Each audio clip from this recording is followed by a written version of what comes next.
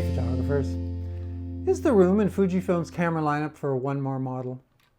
This is the X T50, and I'm going to resist the temptation to try and explain the name, or to define a target photographer who might enjoy this model. You know who you are. I'll let the X T50 stand on its own. As always, my videos are not sponsored. I've not been paid by anyone except Google AdWords, and Fujifilm Canada has lent me this camera for a review. I'll return it afterwards, but they didn't see or approve the script or the completed video before posting. So, it's a straightforward design with now classic Fujifilm styling. This is the silver version. Black and gray are also available. And Fujifilm included the new XF 16 to 50mm lens. This is an interchangeable lens camera using Fujifilm's X-mount system. The 40 megapixel back illuminated sensor is APS-C sized and uses the bespoke Fujifilm X-Trans color array. Native ISO is 125. Fifth generation processor and sensor here are the same as the X-T5 and XH2. This video is produced in 4K so that you can appreciate the 40 megapixel detail provided by the X-T50. Fujifilm's color rendition, contrast, and sharpness all contribute to great images. Even with the kit lens, you won't be disappointed. Now, in the menu, many combinations of size, resolution, and aspect ratio. JPEG, RAW, and HEF image formats are supported. So, it's small enough to hold easily and light enough to hold or hang around my neck. It can record video up to 6.2K at 30 frames, 4K at 60 frames.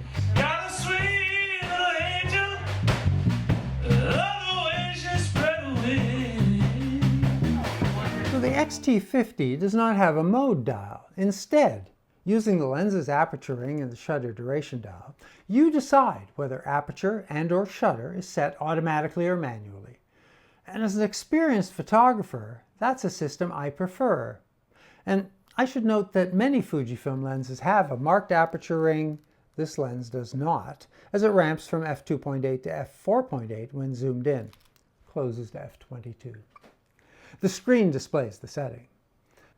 The shutter duration dial has full stop settings from 1 second to 1/4000. Access intermediate stops using the rear dial. There's an on-screen reminder. Bulb, timer, and auto settings are available. With the electronic shutter, speeds up to 1/180,000 are available. While we're here, there is an electronic front shutter option, as well as 3 hybrid combo settings. In addition to shutter duration, there's a 3-stop exposure compensation dial. Now, it's available when aperture or shutter are set to auto. The C setting transfers control to the front dial. The front dial also sets ISO. Press the dial to switch from exposure compensation to ISO. ISO sets from 125 to 12,800. Extended settings go down to 64 up to 51,200. And there are 3 auto settings in the menu: adjustable sensitivity and shutter duration options. Incidentally, for full auto, there's a lever beside the shutter duration dial. In the menu, you'll find 15 auto mode scenes, which may be helpful to novices. However, auto mode overrides many settings, which appear dimmed in the menu. So, exposure settings starts with the meter mode selection. Fujifilm calls this photometry. Menu offers 4 options. And note that if face or subject detection is on, this setting is not available. Now, in manual mode, the meter replaces the exposure compensation, screen left. Now, use screen display custom settings to display a histogram or activate a highlight alert. There are 5 pages of options to customize all of the icons on the display. And the large indicators option, which I've been using today, increases the size of the screen display text. However, that eliminates some display options. Now, on the other side is a dial to select the film simulation, Fujifilm's color profile system. So in addition to 8 presets, there are 3 custom positions selected in the menu. The C position passes control to the front dial. Again, press to select which parameter is controlled. And this is the complete list of FilmSim options. Press the Q key for more information on any of these. Well, the menu does have more settings to control color and exposure, including some Fujifilm specific options like color chrome. Several ways to manage dynamic range. There are 2 auto methods, as well as a tone curve with an interactive display. The left lever here opens the built-in flash, guide number, according to the manual, 3.9, approximately. Now the touchscreen flips up and down. Its resolution is 1840 k dots. And the EVF has a 2360 k dot resolution. There's a diopter dial on the left, a mode switch on the right. Now, the eye cup is large and comfortable. The kit lens is weather resistant. APS-C 16 to 50 is the equivalent of 24 to 76. Zoom and focus are internal. Minimum focus is 24 centimeters, and all of the photos in this video were taken with this lens. That's fine, with a surprisingly soft and pleasant bokeh.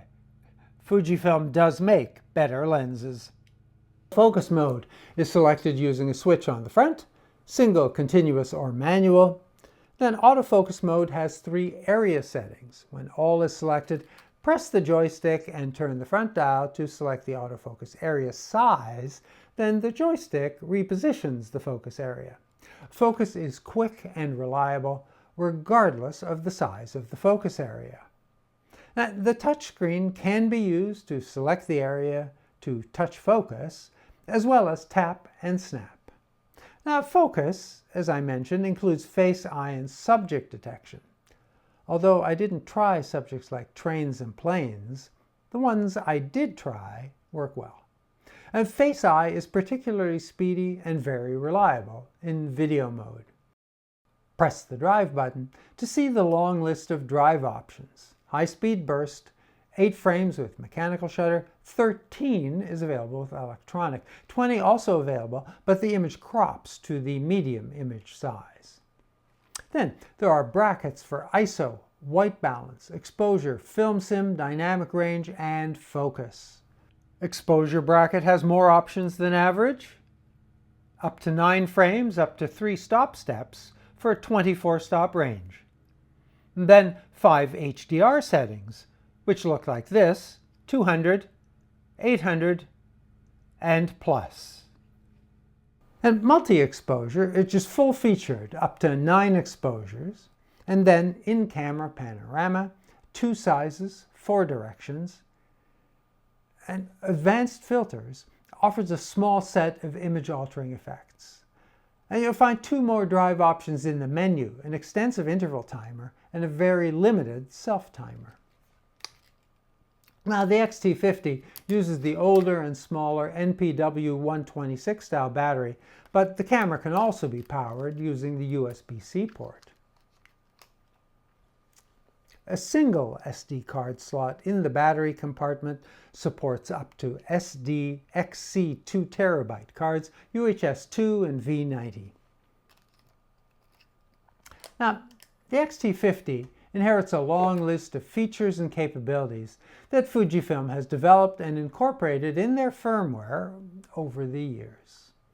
Now, there are features like Sports Finder, Pre-Shot, advanced filters, and the quick menu. Now, while they are interesting, worth exploring, and add some value, many of them feel like orphans now.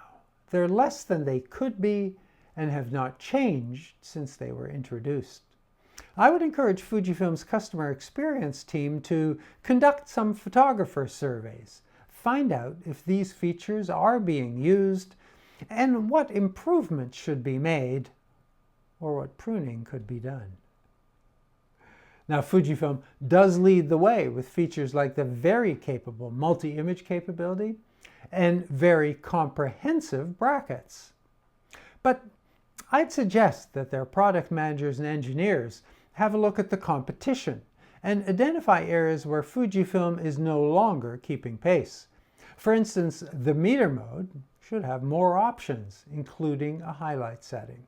And the self-timer should have more time and number of photo options.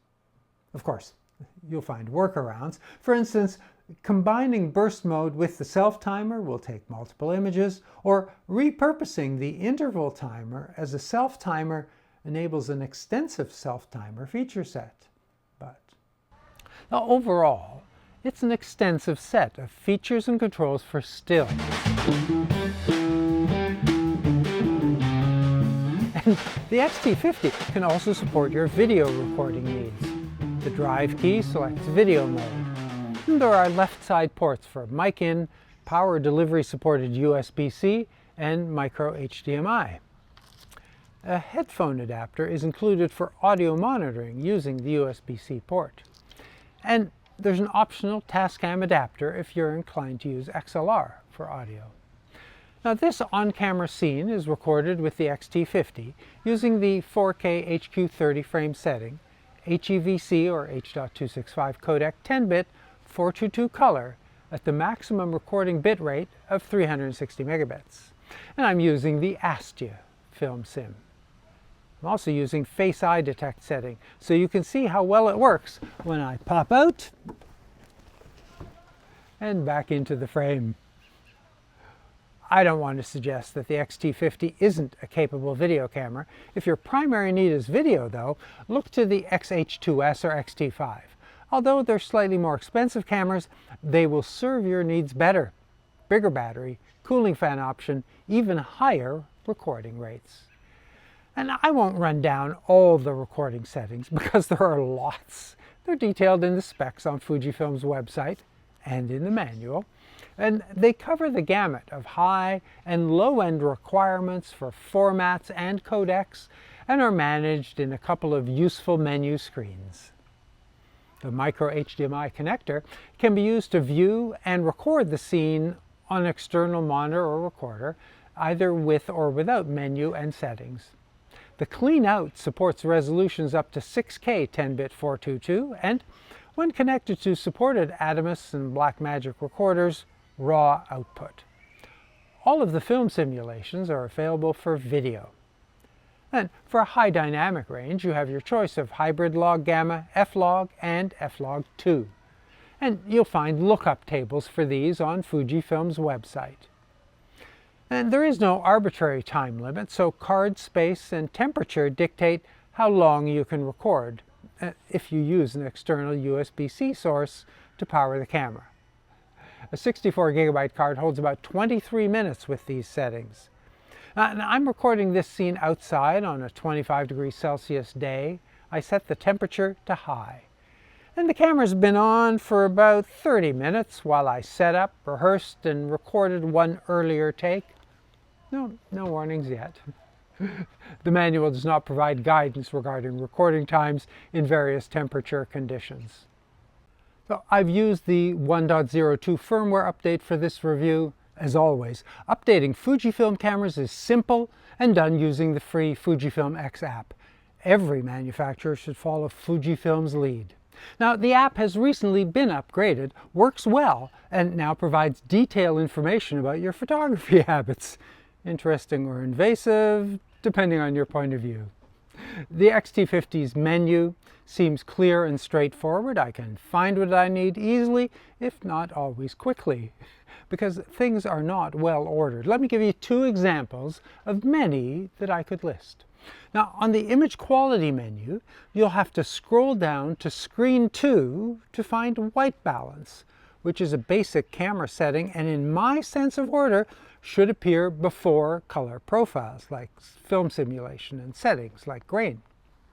Then on the shooting menu, you shouldn't have to scroll down to Screen 2 to find shutter mode or Screen 3 for ISO and stabilization.